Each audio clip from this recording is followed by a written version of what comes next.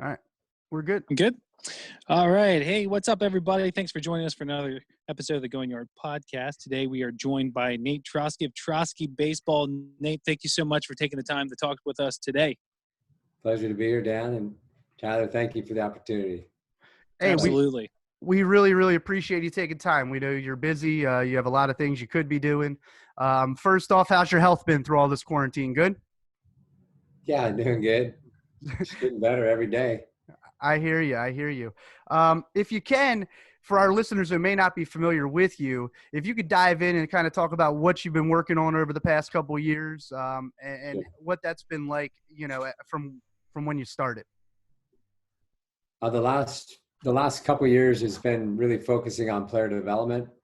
I've been coaching for over 30 years, and in 1998, I had my first head coaching college job. It was a head college job, and I did that for one season. I completed my master's degree in youth family development, Christian leadership. It was a kind of a diverse degree, just about humanity, human beings, psychology, theology. Was studying the Bible, studying behavior, group behavior, sociology pieces, psychology pieces. So it's kind of like everything that really coaching is about, what leadership is about. It's understanding how to bring the best out in individuals and in groups. And so I completed my master's degree and I became a college head coach. That was 1998. And I did that for 1 year, and I realized that I was consumed with paperwork and administration and things that were just wasting time to me. I felt it was wasting time. So I felt if I want to be the way that I can contribute best to this game and to society as a whole and to just the greater good of baseball was to step out of college baseball. And before that, I was coaching professionally for a few years. And I just realized that, spending time each day trying to develop pieces of the game and spending time learning from other people that you view as experts and masters of their craft. And there's so many people that are so good at small increments of the game. Like one guy might be a great mental guy, one guy might be a great pitching guy, but it's very hard to find someone that's diverse in everything and really good at the mental game, teaching the run tool, hit tool, teaching strength development, physical development, mental development, character development, and all these pieces. So as I continued to seek and go around and spend time with, so I worked the Stanford camps for 15 years. That's just one of many things that I've done. And the reason why I worked the Stanford camps is because I had an opportunity to be around. I still work them every summer. They have 4, but I have the opportunity to be around about 50 college coaches. You have an opportunity just to learn what people are doing and what they're learning and the questions that they have and what they're finding to be successful and what are their struggles and what are the deficiencies. And so just 15 years with the Stanford camps, that's just 1 week out of the year and I would do that almost every week where I'm spending time with Tom House at SC and going up to Cal Poly and helping Cal Poly with their camps for the last 15 years with Jerry Weinstein and Larry Lee and just these great minds of the games and just spending time and just listening and observing and seeing what the deficiencies are and seeing what people do really well and trying to take what's good, try to improve upon it if possible, and then seeing the areas that need growth and trying to be a master. My goal has been to be a master teacher. So take the areas that are being neglected and say, how can I take something that's complex? Because it is complex. Right. It depends how you look at it, but baseball, life is complex if you view it that way because there's so much going on, but it can be also so simple if you know what to keep simple. So my journey the last probably 5 years has really been, how do we take what matters, the main thing? How do we take the main thing, simplify it, and give it to players and coaches so that they can actually apply it now? Not when I'm 45 and I say, I kind of figured it out what my coach was telling me. He had me read the mental game of baseball. It was only 14 chapters. It was 357 pages. And, I never made it. I never really did very good. I never reached my ceiling. I never reached my goals. But now I kind of understand it, so I'm going to teach it. So they teach it the same way. It's this dysfunctional cycle. And it just continues. It's this dysfunctional cycle of regurgitating information. That's too much information.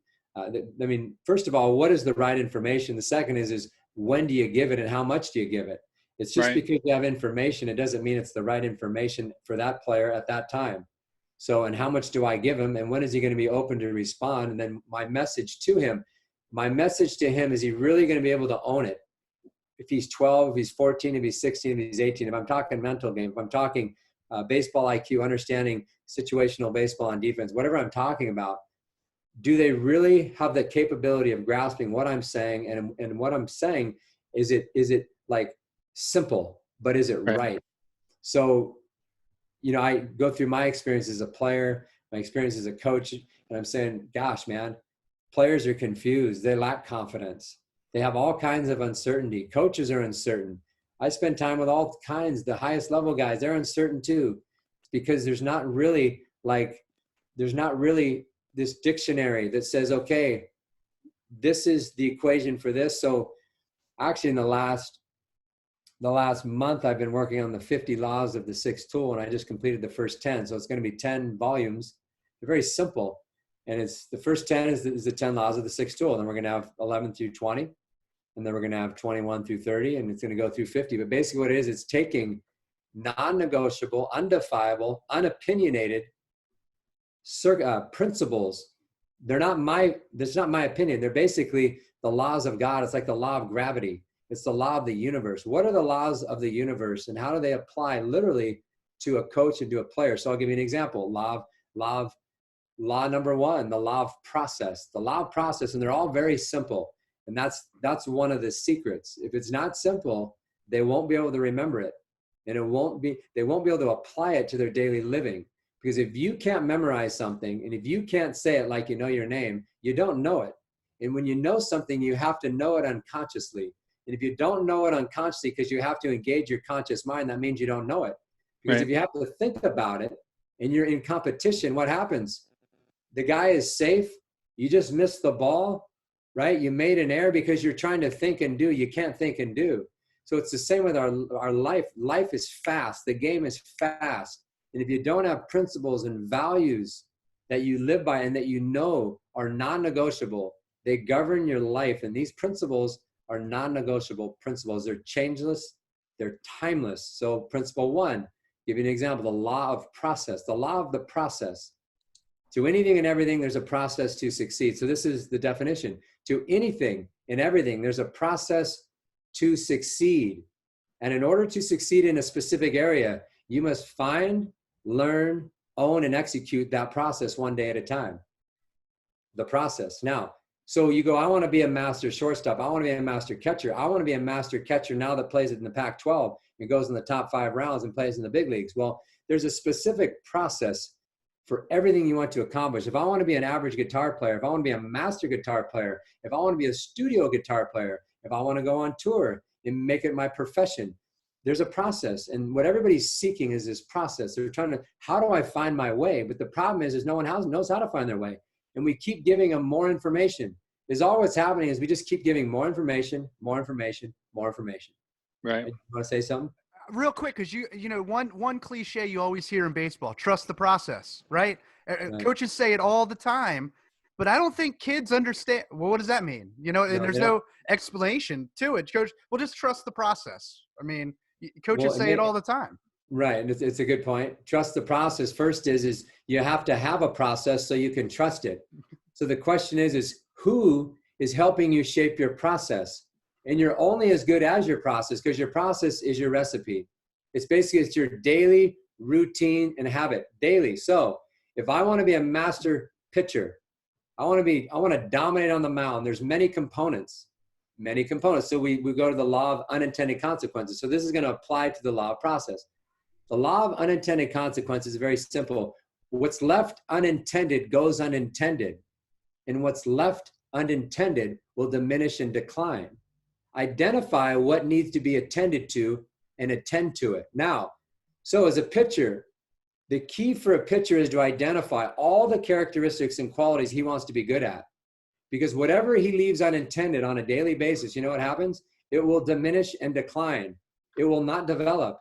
So he has to know what's required of where he wants to go with what he wants to be good at. So if I want to be a master shortstop, I want to be a great hitter, I want to be a master coach. So we go, what's the process? Well, yeah, the process is the routine, but the routine's based on all the components that make you a master at what you do. So if you say, I want to be a master speaker, I want to be a master at my podcast. Well, you identify the 10 qualities it takes. I need to be organized. I need to be honest. I need to have good relational skills. I need to have a sense of humor, whatever it is. Then the question is how often are you really developing those? And if you're not actually developing those areas that you should attend to, they soon diminish and decline, because whatever is left unintended goes unintended. So when you create a process, your process as a player, if I want to be a great hitter, now a great hitter is too vague. I want to be a Pac-12 hitter. I want to get a scholarship, not just a scholarship, because it's different between getting a scholarship and getting a 25%, 50%, 75%, and 100%. Because if I'm getting a 75% scholarship to a Pac-12 school, let me tell you something, I better be one of the best hitters in the country. So what I need to do now is identify what are the qualities of the best hitters in the country. That's what I have to identify. Then, if I leave those qualities unattended to, then daily in my process, I have to work on those qualities. So one quality would be physically strong, okay? Physically strong. So what are you doing daily? And if you don't do it daily, it's diminishing and declining. The law of mutual exchange. You receive in life in direct proportion to what you give. The more you give, the more you receive. If you want to be in the business of receiving, you must be the CEO of giving. So now that you identify what needs to be attended to what you want to reach, you have to give daily. And you have to create a process that develops. That's your recipe. And if you have an average recipe and you want to make brownies, what do the brownies taste like? They don't taste very good. So you're continually bettering your process. But process is very simple. One, it has to be executed daily. And that's one of the biggest problems. That's the sixth tool. If you lack self-discipline, that's the law of alignment. The law of alignment is very simple. I mean, they're all very simple. This one's very simple too. It says, if you live a life without self-discipline, values, and principle, you can't expect life to give you what you want. Life doesn't give you what you want because you want it. It gives you what you want because you pay the price. Pay the price. The law of alignment. If you don't have self-discipline, daily self-discipline, values and principle, and if you don't align your life to self-discipline, you don't get what you want, period. You don't get what you want. And that's what everybody wants. They want what they want, but they don't understand there's a process and there's alignment. I have to live daily and execution daily to my process. And whatever I leave unintended, you know what happens? It diminishes and declines. So Right. That's a problem, because if I don't work on my backhand, you know what happens to my backhand? It's not going to be very good anymore. Now, what about with what you had mentioned about routine and creating those disciplines, those daily disciplines? Can you talk a little bit, because I saw a couple of videos about when it comes to routine. As soon as you wake up in the morning, you're very passionate about that and how you start your day. Can you talk about how important routine is, especially when keeping those disciplines, and how it can help, especially the young listeners that are listening right now, that can help them today, even in this downtime, in this quarantine? You know, how can a daily discipline help me going forward, get myself into a routine so that that'll translate to a future success in whatever else I do, whether it be baseball or in school or anything going forward that I decide to put my mind toward? Right. So your daily routine, there's a concept that I learned from Tom House. It's very simple. He said if you take, Tom House is one of the greatest minds in the game that's ever lived. And I don't know if Tom is still teaching much right now. He worked with Tom Brady and all the top quarterbacks after he worked with Nolan Ryan and all the great pitchers. And Tom basically said, he told this story, and I've heard it year after year, and it's very simple. He said, if you take all the money in the world, you take all of it and you disperse it equally. You take all the money from everybody and you give it out to everybody equally. So now there's no more millionaires and there's nobody poor. Everybody has the same amount. Within 5 years, the rich will be rich and the poor will be poor. And it's very simple. It's because of habits. Poor people have bad habits. Rich people have good habits. So what happens is whatever your habits are, that's your process. That equates to a result. So if you want to be successful, you have to evaluate your process, which is your habits. And if you sit on the couch, you play a lot of video games, you spend a lot of time on your phone, what do you think is going to happen to your hip tool? Whatever's left unintended to soon diminishes and declines. So if you want to improve something, you have to have a process. And you have to create it. So it needs to be like you're writing stuff down right now. You have to write it down, and it has to be like a recipe. When you make cookies, you follow a process. It's your recipe, which creates a result. So when you make cookies, you have, I want this result. This is my process. Well, what do you want? What is your cookie? What is your treat? What do you want? I want to be an all-star this year in Little League. I want to make this elite travel team. I want to be on the varsity team. I want to get a scholarship, whatever you want. That's your result. Then you have to create a process. So you have to start writing things down and saying, this is what my routine is daily. This is what I'm going to work on. So when you think of identifying what needs to be attended to, if you think about it, so basically what I did was I took the concept of player development and I put it into 3 categories. Very simple. It's BTM. It's body, tools, makeup. So when you think of player development, most players think of player development with going into the batting cage and taking swings. So what happens is they'll go in the backyard. I mean, just look at Twitter right now. They're all in their cage taking hacks, okay? Now, they're taking swings. They go sit down, they eat dinner, and they go, man, I had a good practice today, Dad. And I say, well, you had a good practice of your hit tool, but you know how many other tools there are? In your body tools makeup, there's 5 physical tools. There's the body tool, which is not even one of the physical tools. You got run, hit, field, throw, hit for power. Those are your 5 physical. Then you got your body that's separate. Then you have your makeup. So as a scout or a college coach, the elite coaches and scouts, what they do is they look at your body first and foremost. That's the eye test. And they're going to grade you. So if you're not strong, athletic, fit, flexible, agile, you didn't pass the first test. So we usually don't even watch your tools. So when you're at home, when you hit in the cage, that's just the beginning.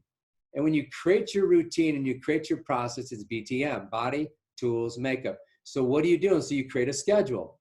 What am I going to do to work on my upper body? So you have your upper body, you have your core, and you have your lower body.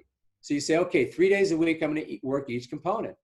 And it's not rocket science. If you did push-ups every day and jumped rope and ran a hill behind your house or just did some jumps or body squats and you ate a good diet with a lot of protein, you're going to get strong. Your body will change. But that takes consistency and it creates a plan. That takes a plan. So body, tools, 5 tools, not 1. Any kid right now can find a hill by his house. Anybody, unless you live maybe in Kansas. But it doesn't have to be a big hill. It can be 10 degrees. 10 degrees or bigger. And you find that hill, that's resistance. And you run it forward and backwards. Your run tool already, you run that 3 days a week. So now you got your run tool. Then you want your athleticism, which is a part of your body. Well, hey, start jumping rope, okay? Do some ladder work maybe in the back, or just jump rope, or just jump. You don't have a jump rope, jump for 3 minutes. Just jump. Your athleticism will skyrocket. So body, tools, makeup. Then what are players doing really to train their brain, to train their makeup, mental makeup tool? I don't know, probably 1% on the planet that does anything to develop their makeup tool. And so we need to develop, and I can give you a simple example because you asked me, what can we do at home? What can we do at home to develop our mental makeup tool? So one thing, just real quick on the body and the tools, Trent Mongero and myself, we call it the Blue Collar Lockdown Training Program. And if you go to the Trosky Ranch, it's Trosky, Trosky, ranch.com. We have an infield footwork series that's very special. And we're going to come out with 2 more. It's 36 footwork plays, footwork patterns. So there's an infield series, and then there's the full body lockdown training program. It's for lower body, core, upper body, throw tool, hit tool, defensive tools, for all your tools. And it's a daily program. You click on, okay, what am I going to do for my foot speed today? Boom, there's a video. What am I going to do for my throw tool? Boom, there's a video. It's all stuff you can do at home right now. So the body and tools, if you check that out, it's worth about $500, and we're selling it literally for $40 right now. It's extremely reasonable. It's at the TroskyRanch.com, Trosky Mongero. And it's for all ages. It's for all ages you can go all the way down to 8. You don't have to do every exercise. You can change it a little bit. You might say, I'm already doing a few things. That's fine. But the key here is a schedule, is a process, is a routine. And when you wake up, you're saying, okay, what am I doing today? We've already created the whole program. So that's your body, that's your tools. Part of your body, though, is be very conscious of what you're eating. Eat, and eat protein. And eat protein within an hour before or after your workout. Then we go to the makeup tool. So makeup tool number 1 could be just how do you challenge yourself when you don't feel like doing something?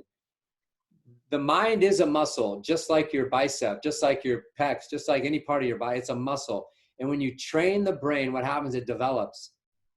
The mental makeup, 2 components. We'll just give you 2. 2, when I don't feel like doing something, it's called self-motivation. That's a mental skill. When I don't feel like doing something, I do it well.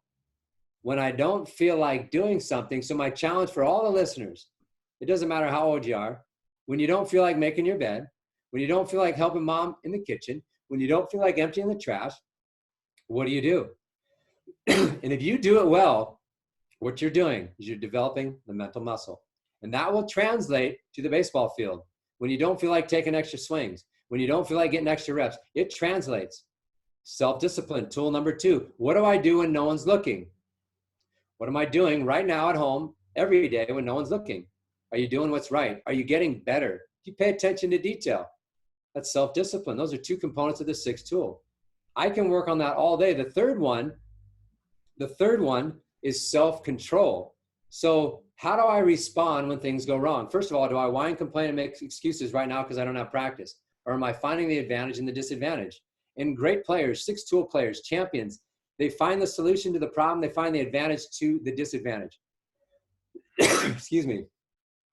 They find the challenge and the problem. So right now, where are you at when things go wrong at home? Anything. Your sister took the last glass of milk. How do you respond? Do you get upset for 10 minutes? You can't get over it? Well, you know, that's a problem because it'll translate when an umpire makes a bad call. Everything is intertwined. Everything works together. One thing that I've heard you say a lot, and I think it goes, and you're kind of talking on it, is the 5% controls the 95%.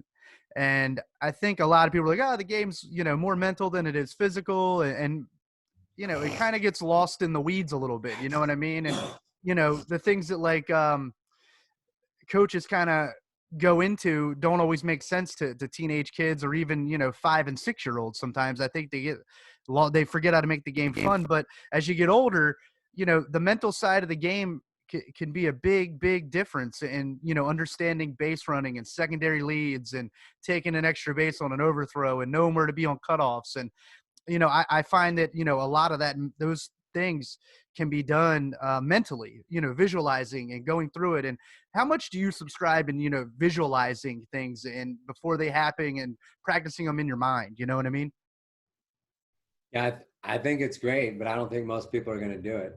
So when it goes back to being a master coach, if you want to be a master coach, you have to teach things that people are going to actually do. And when you tell a 12-year-old to visualize, he's not going to visualize. If you tell a 17-year-old to visualize, he's not going to visualize. Maybe 1% might, but they're not going to. So you have to find things that they're actually willing to do that make sense to them, because visualization doesn't make sense. So one, if I actually explain it, visualizing is extremely difficult. I prefer not to say visualize. I prefer to say paint the picture in your mind.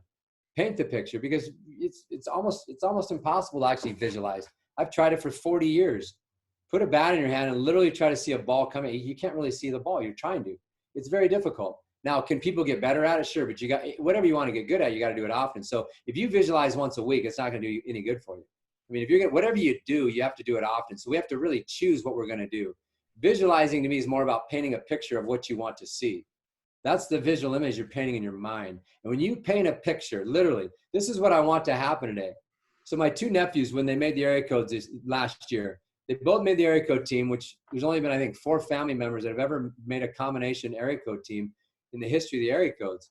And this is the top players in the country. And it was a huge honor because I've been working with these guys since they've been 10. And we work on BTM, body, tools, makeup, and academics is the extra, which is on top of all of them. We don't even include that because that's a given. That's non-negotiable. Body, tools, makeup. So before they went to the area codes, I said, hey, write a description, a full page of what you want scouts to say when they see you. What are they going to say about you? So they created a visual image in their minds of what they wanted, and they wrote it down. So they painted a picture. Now, if you can see it, you can be it. If you can think it, you can see it, you can be it. But the problem is if you can't think it or see it, you know what happens? It's impossible. You can't be it. You have to create it. So now if we're practical, creative, fun,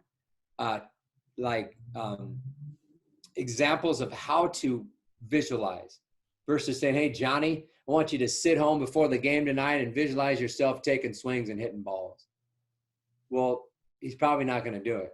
And if he does it, it means nothing. It doesn't even mean anything to him. I mean, there's simple stories on visualization, the basketball. There's one about the basketball example, how they had free throw shooters. Guys visualized, guys didn't practice, and guys practiced. The guys who visualized had a better field goal percentage. So if you give stories that teach the why and they're like, whoa, really? But still, if you don't make it a priority and you don't make it a practice where you're literally practicing it with them, they're not going to do it. So we have to be, if you want to be a master coach, and that's one thing that I'm seeking to be each day, because all this stuff that everybody talks about, cliches, trust the process, visualize, no one knows how to do it and nobody does it. And no one teaches it well enough so that I'm not nobody, but there's a small percentage of coaches that are master coaches that get their players to buy into, yeah, I understand the process, coach, and every day I seek to trust it.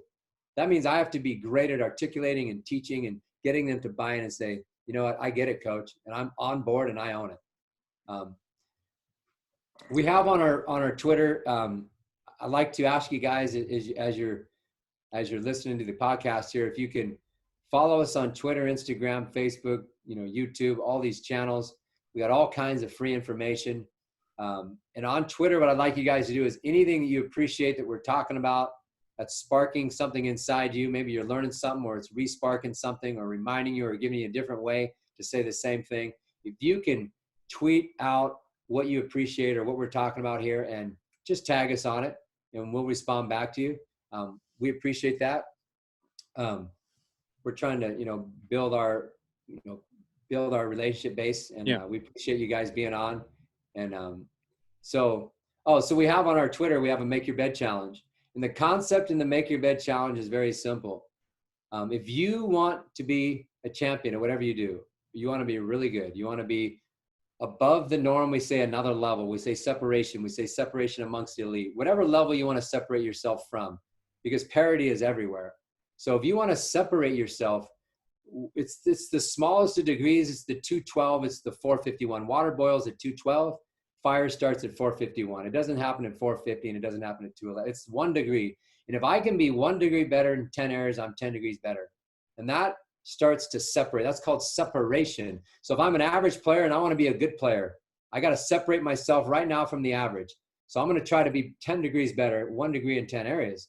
Now, if I'm a great player and I want to become an elite player, I'm still trying to be better than you 10 degrees. If I want to be an elite of the elite, because I'm already elite, I have to find ways, 1 degree every day. So one way is when you make your bed every day.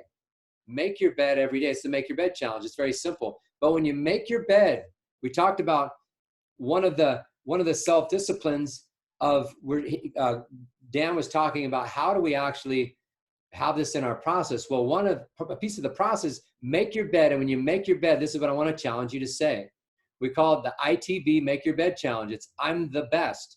I'm the best. Well, self-confidence is the number one component.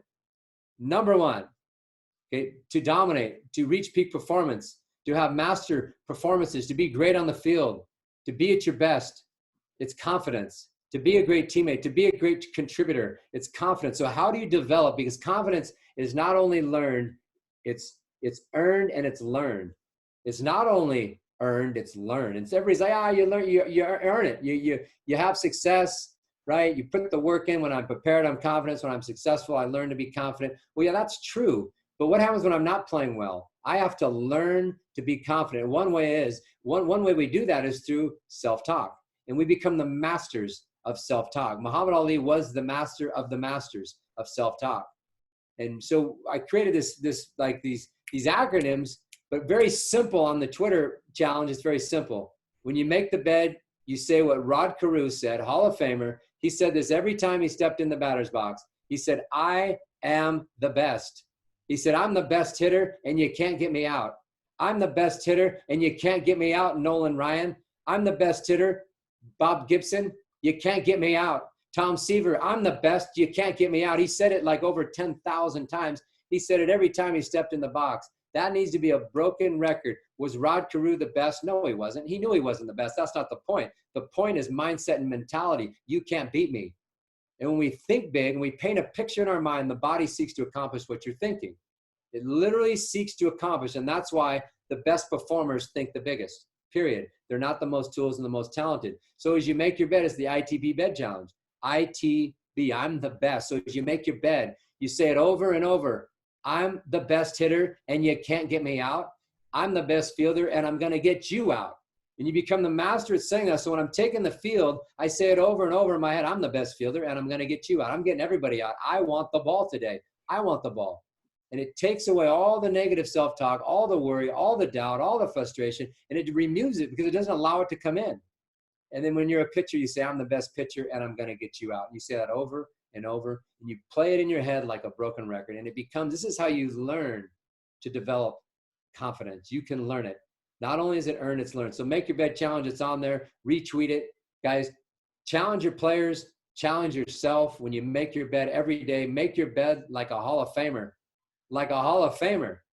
If you want to separate yourself, go for that 1 degree, just how you make your bed. Well, I'll tell you what, tomorrow I'm going to send a picture of my bed made to you, and I'm going to send it to Tyler because you got me all amped up right now. And what we want you to say, Coach, is I'm the best, I'm the best, I'm the best, I'm the best fielder, and I'm going to get you out.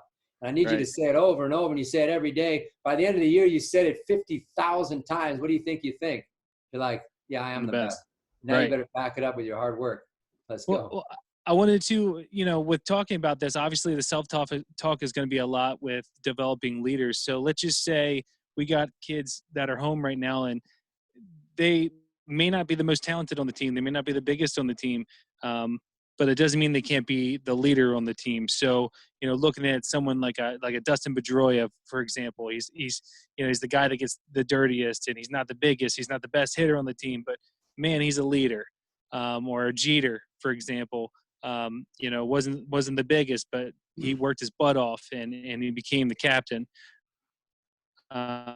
So when it comes to leadership, for those that are listening that aren't the biggest, that aren't the best on the team, besides self-talk and building that confidence, what are some other things that could build a leader?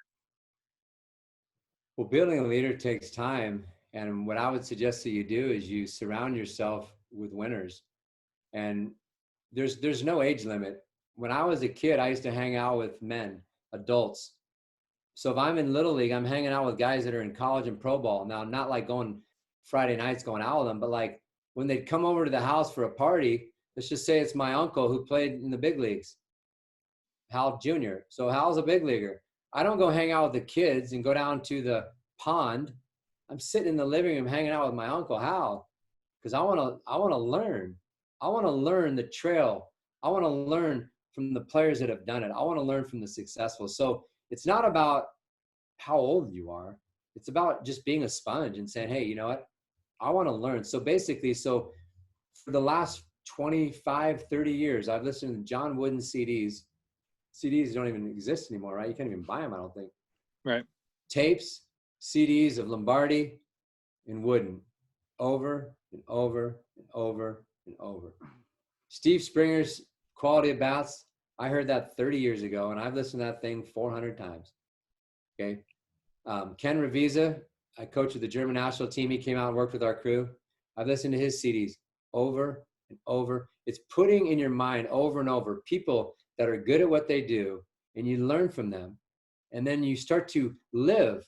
So it's not about like, I'm a leader right now. It's just building.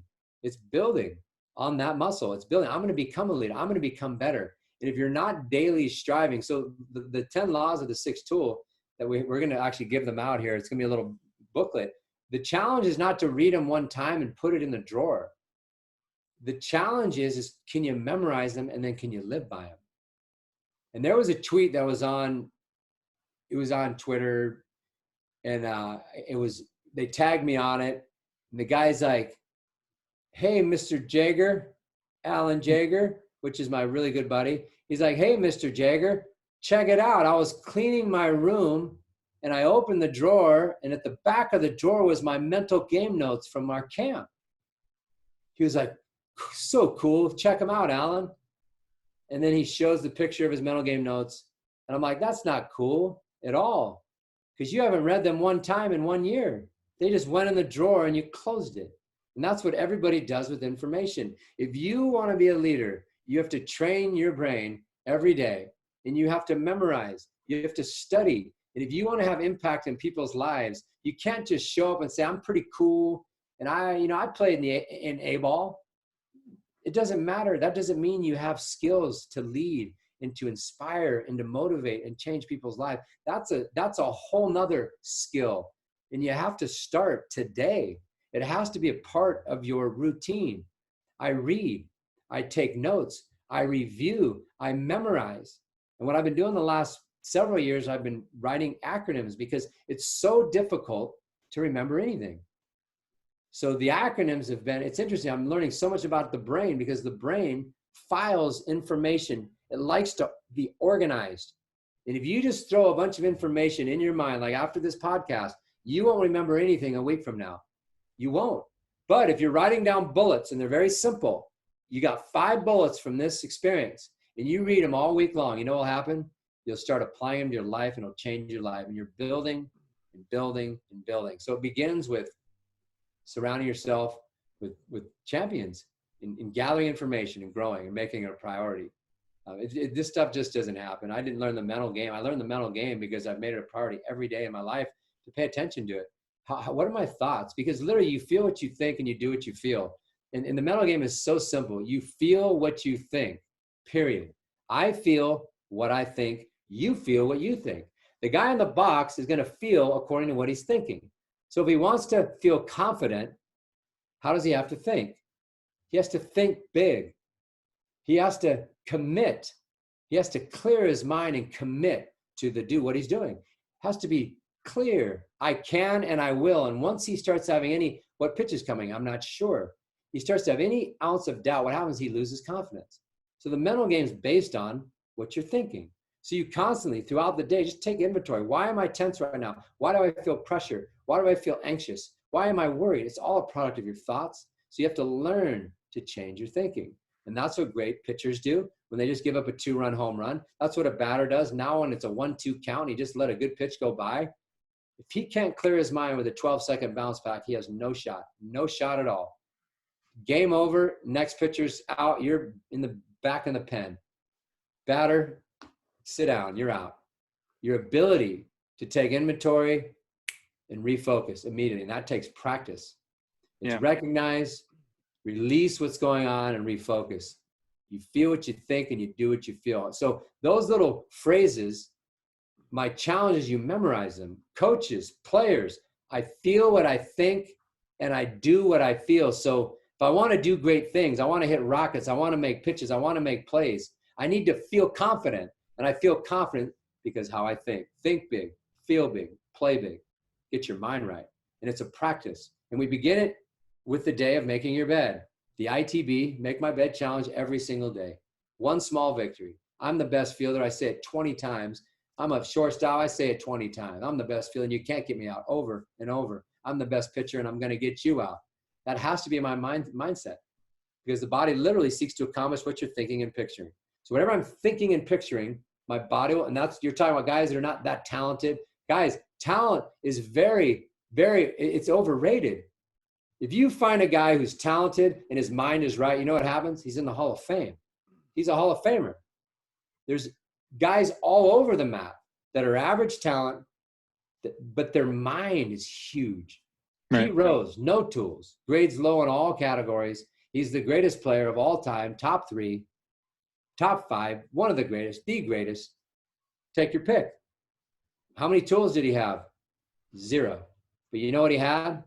He was a grinder. He was a dirt bag. He was a bulldog. He was a rock, and he was a rat. And you can develop those 5 mental makeup components, which make up the 6th tool, if you make it a priority. But the problem is no one's giving us focused goals on our internal. I need to know who I want to become. So if you tell me what's a grinder, well, let me just tell you something. This is what a grinder is. They don't take pitches off. So if you want to be like Pete Rose didn't take pitches off. He didn't take pitches off on defense. He didn't take pitches off on the bases. He didn't take pitches off when he's in the batter's box. He didn't take pitches off. So first and foremost, you need to develop your focus. So let's work on focus, the grinder. And if you can grade an A+ or an 80, grinder, dirtbag, bulldog, rock and rat, you know what happens? Your tools don't have to be that good. You're the best player on the field. And then now you keep developing your tools. You're 21 years old now and you're like, man, I'm really good. So guys, it doesn't matter if you're the best player. It's not who you are. It's where you're going. It's the only thing that matters. Well, I tell you what, Nate, like this is crazy because like we've gotten so much information from you. And I think this is probably the least amount of questions we've ever asked in an interview.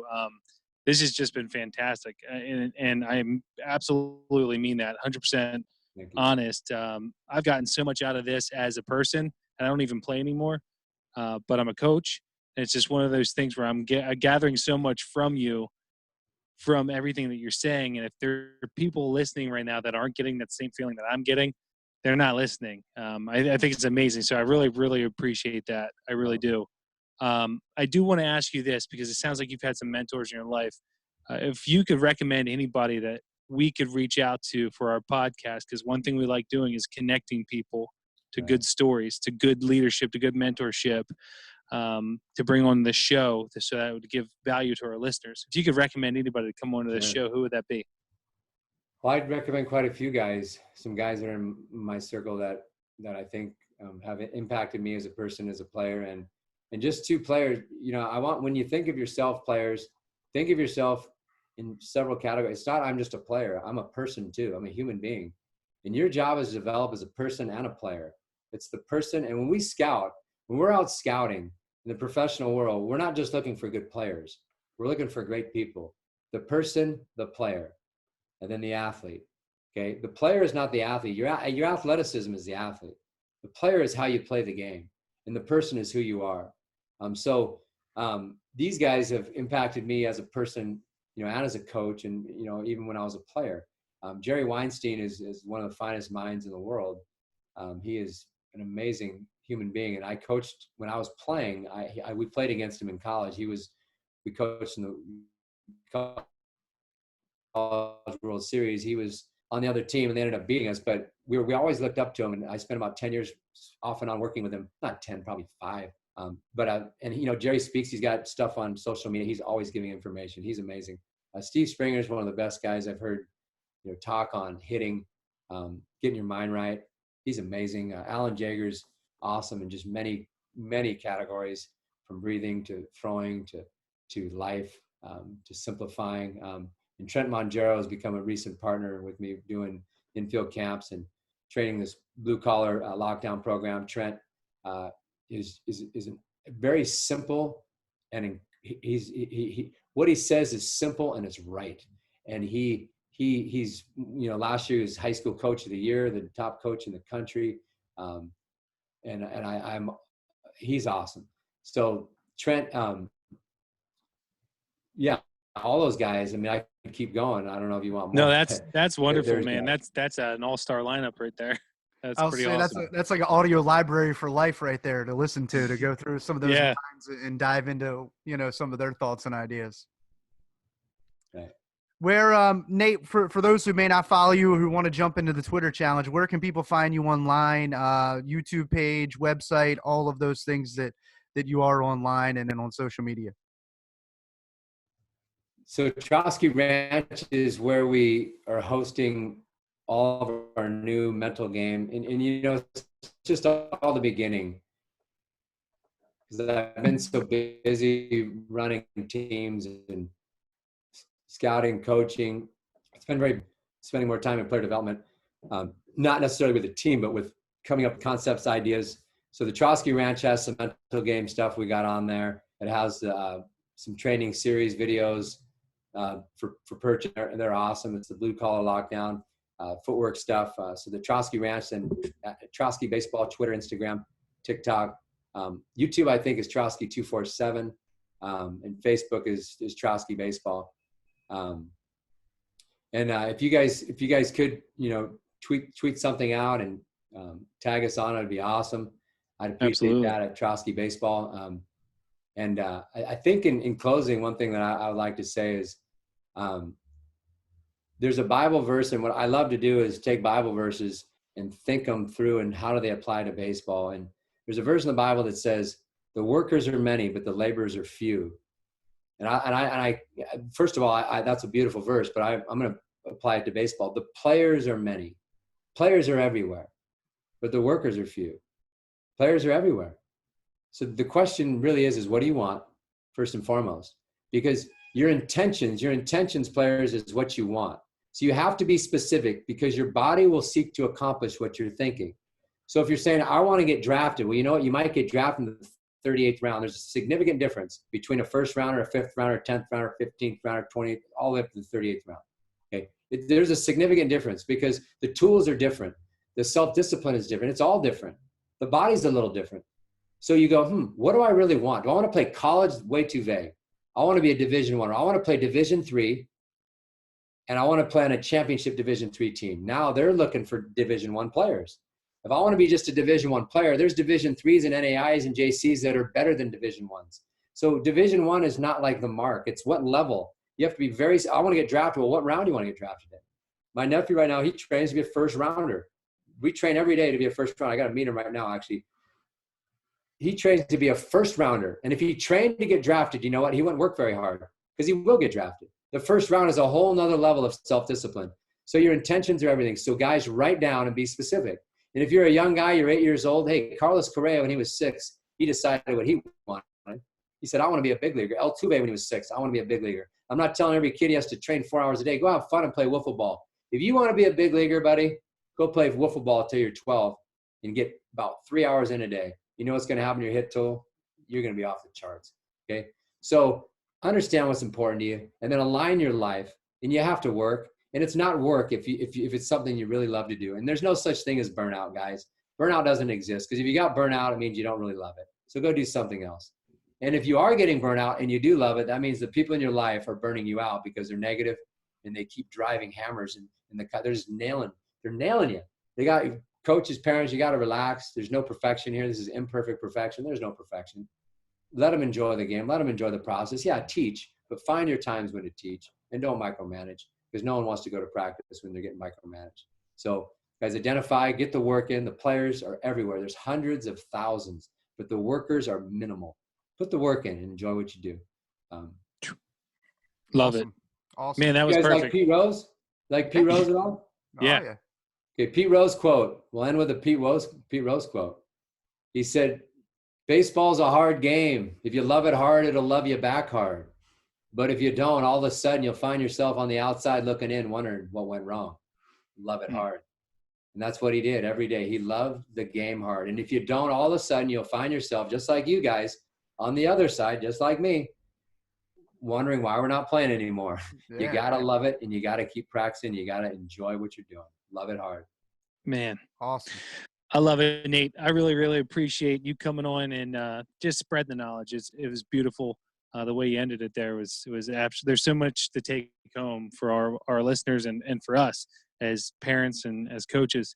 But Nate, I have one more question for you. We always end the podcast with this because I feel that music really tells a lot about the person, especially when they're in a situation where they want to dominate. They want to be the best at something. So you get one more bat in a professional game. What song are you using as your walk-up song to the plate? A walk-up song. Shoot, I'm not sure. It's a great question. I could just tell you a song that I like. I like Country Boy Can't Survive, Hank Jr. That gets me rolling. There you go. That's a good one. Yeah. That's a good one. The Preacher Man. Yeah, I could sing it top to bottom, baby. That's a good one. Oh, perfect. Oops, I pushed the wrong button. There we go. Thank you, guys. Yeah, Awesome. thank Nate, you so much, Nate. I'll say, Nate, really appreciate you taking the time, man.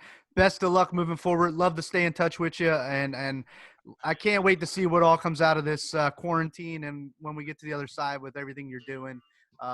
Keep growing the game and giving all you got to it, man, because you inspire people across the country and the world. That's for sure. Thanks, guys. Take care. Thank you, Nate. See ya. You're welcome. Okay, bye, guys. Yep. See ya. I live back in the woods, you see. A woman and the kids and the dogs and me. I got a shotgun, a rifle, and a four-wheel drive, and a country boy can survive.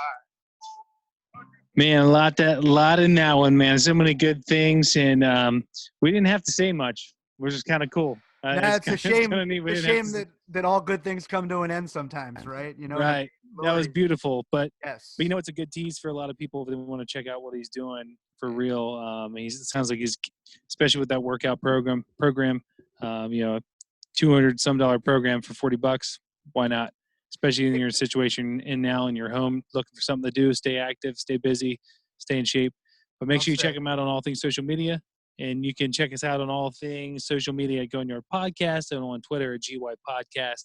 And if you'd like to work with us online and do some training while you are sitting at home on your butt looking for something to do, we're already working with a couple of athletes, and it's been pretty awesome. It's been working out pretty well. So get in contact with us. Check out our goingyardperformance site, and we will absolutely work with you. We'd love to. Yes, find all that at goingyardpodcast.com or goingyardpodcast.com/performance. Like, subscribe, and share. That way we can continue to grow this podcast and bring you great information every Tuesday and Friday morning in your inbox. Thanks for tuning in. We appreciate it. Absolutely. That's a wrap for this episode of the Going Yard Podcast. So for Nate Trosky and Trosky Baseball, I'm Dan. And I'm Tyler. See ya. Later.